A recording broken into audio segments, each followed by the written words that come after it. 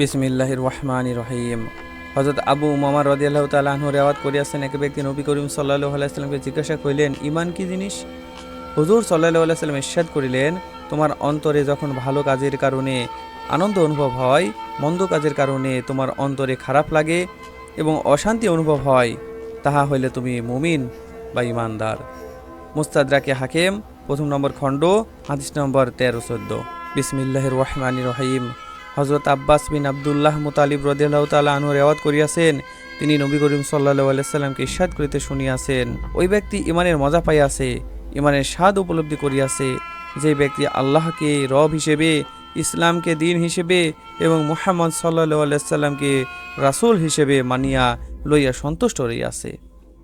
মুসলিম শরীফের হাদিস, হাদিস নাম্বার 151। ফায়দা, এই কথার অর্থ হইতেছে আল্লাহ পাকের বন্দিগি করা এবং ইসলাম মোতাবেক আমল করা এবং হযরত মুহাম্মদ সাল্লাল্লাহু আলাইহি সাল্লামের অনুসরণ করা। ইহা আল্লাহ তাআলার এবং তাহার রাসূলের এবং ইসলামের মহব্বত সহকারে হইতে হইবে। যাহার নসিবে ইহা জুটিবে, সে নিঃসন্দেহে ঈমানের স্বাদ গ্রহণ করিতে পারিবে আছে।